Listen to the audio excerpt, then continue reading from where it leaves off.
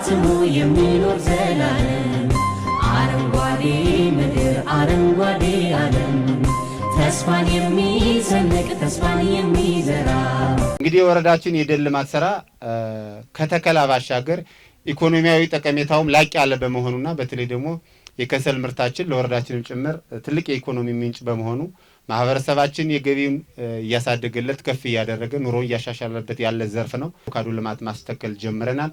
በሰፊው በ30 ሄክታር ላይም የቡና ክላስተር ልማት ጀምረናል። ይህን አጠናክረን እንቀጥላለን ማለት ነው።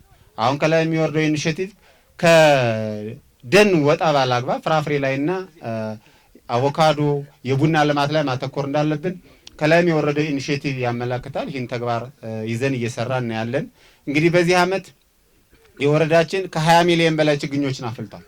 ይሄ በጣም ከባለፈው ዓመት ስናየው እጅግ በጣም ከፍ ያለ ነው። ምክንያቱም የአኬጃ ዲከረንስ ትንሽ እያገገመ ያለበትና ማህበረሰቡ ወደ ተከላ እየገባበት ያለ ሁኔታ ስለሆነ ከ20 ሚሊዮን በላይ ችግኞች ተፈልተዋል። ከዚህ ውስጥ ወደ 0.15 የፍራፍሬ ናቸው።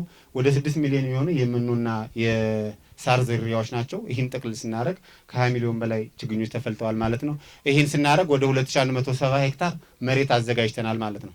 በዚህም ተከላችን እያጠናከርን ነው የቆየነው። ስንተክል ነው የቆየነ። ዛሬ የማጠቃለያና የመዝጊያ ፕሮግራም እንደ ወረዳችን እንደ ሀገርም በአንድ ጀንበር ተከላ ተስፋ እንትክል በሚል በሀገር ደረጃ ትልቅ በዓል እየተከበረ ነው ያለ። የእንደዋና አካባቢው ማህበረሰብም ወረዳችንም ሁሉም ቀበሌ እንደዋን ጨምሮ ሁሉም ቀበሌዎች ዛሬ ተከላ ላይ ነው የሚያሳልፉ ማለት ነው። ስለዚህ ተስፋ እንትከል የነገዋን ኢትዮጵያ ደን በመትከል ተስፋችን እንሰንቅ በሚል መሪ ቃል እየተከበረ ነው ያለው። ይሄን አስመልክቶ እንደ ወረዳችን ዛሬ 4.2 ሚሊዮን ችግኞችን ተከላለን ማለት ነው። 4.2 ሚሊዮን ችግኞችን በአግባቡ ተንከባክበን እንደ ወረዳ ጥቅም ላይ እናደርሳለን። በዚህም ወደ 420 ሄክታር መሬት በዛሬው ቀን ብቻ ይሸፈናል ተብሎ ይታሰባል።